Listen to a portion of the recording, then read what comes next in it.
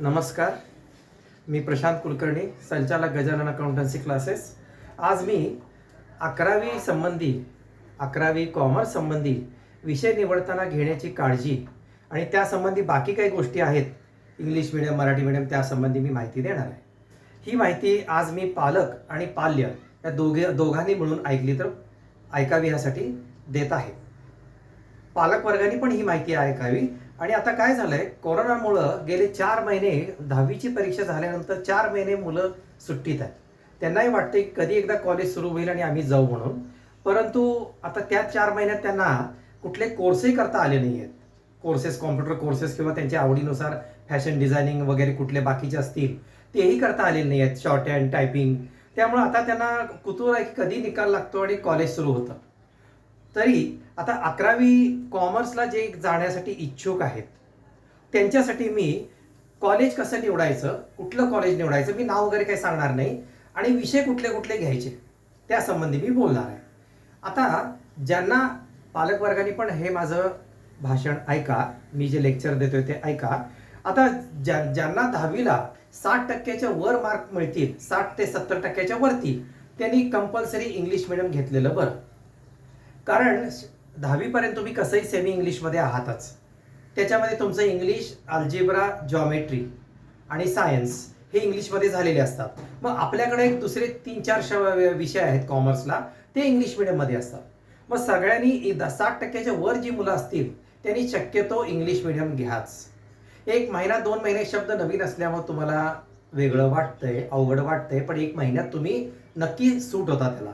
त्यानंतर ज्यांना 60% पेक्षा कमी मार्क आहेत किंवा जे इंग्लिश मिडियमला घाबरतात त्यांनी मराठी मिडियम घ्या. त्यांनाही पर्याय खुला आहे. आत्ता 11वी-12वीला मराठी मिडियम घ्या आणि FY, SY, TY, BComला first year, second year, third इयरला तुम्ही इंग्लिश मिडियम घेऊ शकता. तुमची 12वी झाल्यावर तुम्ही इंग्लिश मिडियमला स्विच ओव्हर होऊ शकता, अशी पण परवानगी आहे. हे झालं मीडियम घेण्याच्या बाबतीत. आता मुलांना, पालक लोकांनी लक्षात ठेवा, एखाद्या आपल्या मुलाला किंवा मुलीला, विद्यार्थ्याला तुम्हाला कुठल्या साईडला घालायचा हा जर विषय असेल, कुठल्या कॉमर्स, सायन्स, आर्ट्स, नंतर ITI, इतर काय काय डिप्लोमा आहे, इंजिनिअरिंग आहे, ह्या साईडला घालायचं असेल तर सर्वात महत्त्वाचं म्हणजे मुलांचा कल तुम्हीच ओळखा. मुलांचा कल. दुसरी गोष्ट, ती मुलं ज्यांच्याकडे क्लासला जातात त्यांच्याकडे ते 3-4 वर्ष तरी असतात, त्यांच्याशी त्यांचा ओळख झालेली असती. त्यांना, त्या शिक्षकांनाही त्या मुलांच्या बाबतीत जरा अंदाज असतो की ह्याचा कल कुठल्या साईडला आहे, त्यांचाही सल्ला घ्या. अजूनही काही काउन्सिलिंगच्या वगैरे सेंटर असतात किंवा IQच्या टेस्ट असतात, पण आता करोनाच्या काळात पुन्हा सगळं बंद असल्यामुळे आपल्याला जाऊन तिथं काही लोकांना जर ती पण इच्छा असेल, आपण त्याचा कल बघूया, कुठल्या साईडला त्याचा ओढा आहे, IQ टेस्ट घेऊन काउन्सिलिंग करून, हे आत्ता काय शक्य नाही आहे. त्यामुळे पालक लोकांनीच मुलांचा कल बघून थोडेसे प्रश्न विचारून त्याला, तुला काय आवडतं, कसं काय बाबतीत, त्या बाबतीत त्या मुलांना मार्गदर्शन करून त्याची निवड ठरवावी, साईट ठरवावी. आता 11वी कॉमर्सला प्रवेश घेताना कॉलेज कसं निवडायचं? जे ग्रँटेबल कॉलेज असेल, एडेड कॉलेज असेल, तिथंच प्रवेश घ्या. जे शाळेला जोडून जे कॉलेजेस आहेत, ज्युनियर कॉलेज, ते सगळे नॉन ग्रँटेबल आहेत, नॉन एडेड आहेत, त्याला विना अनुदानित म्हणतो आपण. ते तिथं ॲडमिशन घेतलं तर तिथं फी जास्त आहे आणि वेगवेगळ्या कॉलेजची फी वेगवेगळी आहे. तिथं 3,500 पासून 5,500-6,000 पर्यंत फी आहे नॉन ग्रँटेबल कॉलेजची. ग्रँटेबल कॉलेजची फी ही सगळीकडे समान असती. त्यामुळे ग्रँटेबल कॉलेजमध्ये घ्या आणि तिथं जे शिक्षक लोक असतात ते परमनंट असतात. त्यामुळे माझं मत आहे, माझा सल्ला विचाराल तर ग्रँटेबल कॉलेजमध्ये ॲडमिशन घ्या. फी कमी असती, रेग्युलर असते, लायब्ररी मोठी असती, लायब्ररी पुढं आपल्याला त्याचा उपयोग होतो. सर्वात महत्त्वाचं, ज्युनियर कॉलेजला तुम्ही 11वी-12वीसाठी एका कॉलेजला जाणार आणि FY पासून परत तुम्ही फर्स्ट इयरपासून तुम्ही परत मोठ्या कॉलेजला जाणार ग्रॅज्युएटसाठी. त्यावेळेला परत काय अडचण आहे तुम्हाला आत्ता माहीत नाही आहे. बोलताना सगळे सांगतात मग FYला पण कॉलेज बदलूया. परत FY BComला मेरिट लिस्ट लागती आणि मेरिट लिस्टमध्ये ते पहिल्यांदा स्वतःच्या कॉलेजची मुलं घेतात, म्हणजे 11वी-12वीला त्यांच्या कॉलेजला असलेली मुलं, आणि नंतर मग बाहेरची लोकांची घेतात. मग त्यात काय होतं, FY BComला सुद्धा मुलांचा इतकी संख्या आहे की ज्यामुळं अ आणि ब ह्या 2 तुकड्या, A आणि B डिव्हिजन, या 2 एडेड असतात, अनुदानित असतात. आणि संख्या वाढल्यामुळे C डिव्हिजन ही विना अनुदानित असतं, त्यात तुम्हाला टाकतात कारण तुम्ही बाहेर आलाय म्हणून दुसऱ्या कॉलेजकडनं. म्हणजे परत फी जास्त विना अनुदानितला.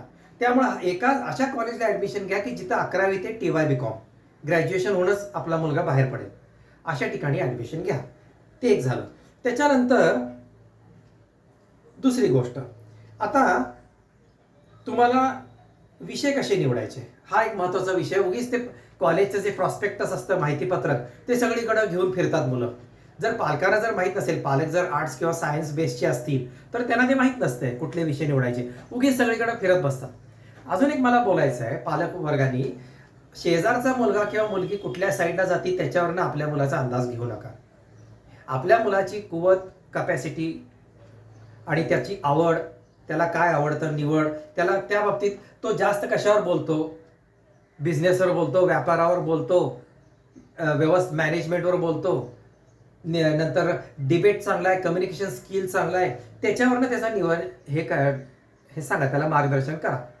कशावर बोलतो त्याचा कल अंदाज घ्या आणि त्याच्यावर तुम्ही निर्णय द्या मुलाला. आणि पालक लोकच आपल्या मुलाला योग्य मार्गदर्शन करू शकतात, तेच गाईड करू शकतात.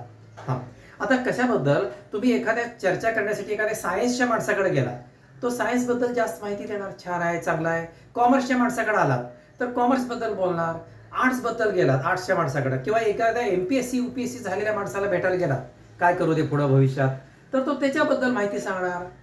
असं आहे. त्यामुळे तुमचं राहीलच बाजूला, तुम्ही त्यांचं ऐकून तुमचा गोंधळ जास्त होईल. सगळ्यांचा ऐकून निर्णय तुम्ही घ्यायचे. पालक लोकांनी मुलाला गायडन्स करून निर्णय घेण्यासाठी मदत करा. आता आपण विषय कसे निवडायचे, विषय आणि कोणते 3 विषय कॉमर्सला कायम आहेत. TY BCom होऊ दे, त्याच्या पुढं शिका, सगळीकडे आहे. मग मी आता विषय घेणार आहे, बाकीची माहिती मी दिली आहे. आता विषय घेणार आहे. पहिला विषय कंपल्सरी विषय आहे हे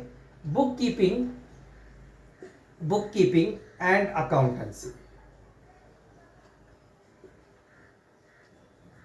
त्याच्यानंतर इकॉनॉमिक्स, OCM आणि इंग्लिश.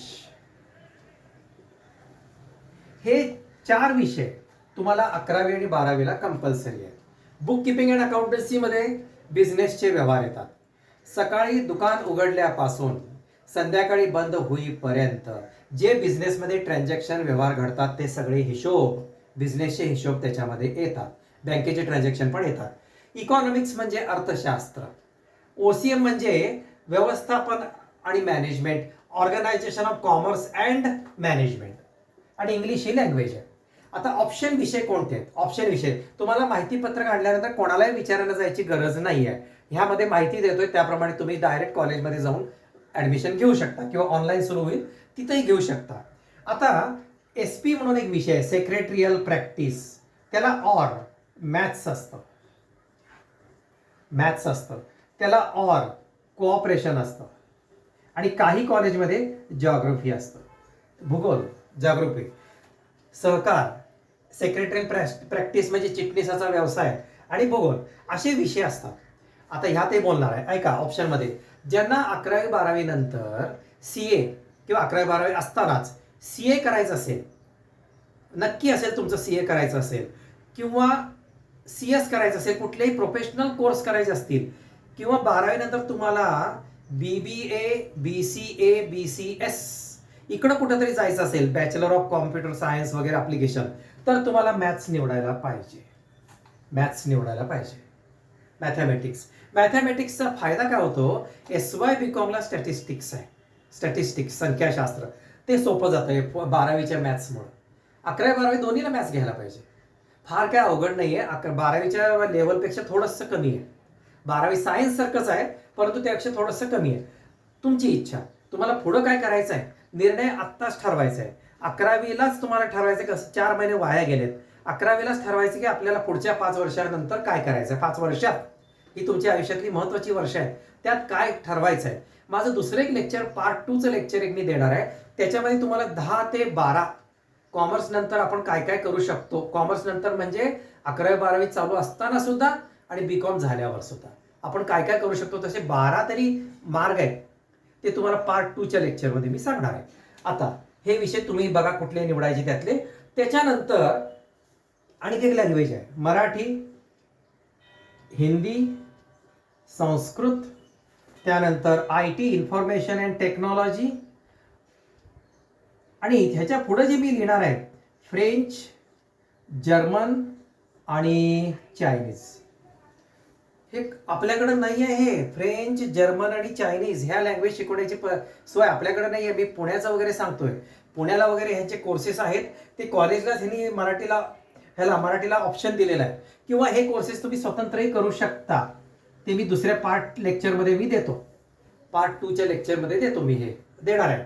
बरं, आपल्या एरियात तुम्हाला मराठीला और हिंदी, संस्कृत आणि इन्फॉर्मेशन टेक्नॉलॉजी आहे. ज्यांचं नक्की आहे BCA ला जायचं 12वी नंतर, कॉम्प्युटर लाईनमध्ये जायचं, त्यांनी IT घ्या. त्यांनी ITच ठेवा. ज्यांचं बाकीच्यांनी सरळ मराठी ठेवलेलं चालतंय. काही लोकांना हिंदी सोपं वाटत असेल, हिंदी ठेवा.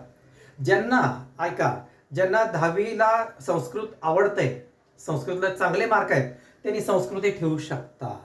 काही कॉलेजमध्ये आहे सोय तशी. तुम्ही विचारायचं, चौकशी करायची. मी ओव्हरऑल लेक्चर देतोय, कुठल्या एका कॉलेजचं नाही आहे माझं लेक्चर. ओव्हरऑल लेक्चर देतोय. आणि पुण्या साईडला वगैरे काही कॉलेजेसमध्ये फ्रेंच, जर्मन आणि चायनीज, शक्यतो फ्रेंच आणि जर्मनला जास्त स्कोप आहे. काही उदाहरण आहेत मिरजेत. काही लोकांनी 10वी झाल्यानंतर सरळ पुढे कॉमर्सला किंवा कुठेही पुढच्या शिक्षणाला पुण्याला गेलेत आणि साईड बाय साईड फ्रेंच आणि जर्मन शिकायला लागेल. त्यातली एक लँग्वेज कुठली तरी फ्लुएंटली. खूप स्कोप आहे त्याला, खूप स्कोप आहे. शिकायला लागले ते साईड बाय साईड. त्याचे क्लासेस आहेत, तिथं सेपरेट क्लासेस आहेत.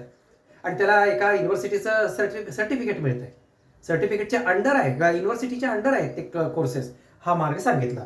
त्याच्यानंतर तुम्हाला आता हे सगळे ऑप्शन्स तुम्ही निवडायचे आहेत. आणि कुठल्या कॉलेजमध्ये कुठले ऑप्शन्स आहेत ते तुम्ही स्वतः जाऊन त्याचं प्रॉस्पेक्टस आणलं की नाही, त्यात हे सगळं असतं. मग तुम्ही विषय भरायचे. हे 4 आणि 1 हे मी 3 विषय, book keeping and accountancy, economics आणि एक विषय आहे. हे विषय हे 2 विषय. आता OCA मध्ये मॅनेजमेंट पण आहे. मॅनेजमेंट पुढे कंटिन्यू राहते. बरं, हे 3 विषय तुम्हाला कॉमर्सला जोपर्यंत तुम्ही शिकताय तोपर्यंत हे 3 विषय सगळीकडे आहेत. Book keeping and accountancy, economics आणि OCM मधलं मॅनेजमेंट म्हणतोय मी, व्यवस्थापन. हे 3 विषय 11वी ते TY BCom तिथून पुढे शिकला तरी सगळीकडे आहे. आता हे सगळा विषय झाला. नंतर तुम्ही जेव्हा कॉलेज निवडता, परत त्याच्यावर बोलणार आहे, त्यावेळेला तिथं तास होतात का, लायब्ररी किती मोठी आहे, ही सगळी चौकशी करा. सगळे तास होतात का, लायब्ररी किती मोठी आहे, कॉम्प्युटर लॅब आहे का, IT घेणार असाल तर कॉम्प्युटर लॅब आहे का, त्याचं प्रॅक्टिकल होतात का, हे सगळं तुम्ही विचारलं पाहिजे. ते चौकशी करून तुम्ही निर्णय घ्या. त्यानंतर आता कॉमर्स साईडला येताना तुम्हाला जर तुमचा फॅमिलीचा बिझनेस बॅकग्राऊंड असेल तर त्या लोकांनी कॉमर्स घेतलं तर जास्त फायदेशीर ठरू शकतं. इतर लोकांनी घेतलं तरी फायदेशीर ठरतंच, आवड निर्माण होतीच. पण ज्यांना हिशोबात इंटरेस्ट असतो, हिशोब कसे, आता एक उदाहरण देतो. समजा एखादं पुस्तक, एखादं अकाउंटन्सीचं बुक 340 रुपयाला मार्केटला मिळतं. 340 रुपयाला मार्केटला मिळतं.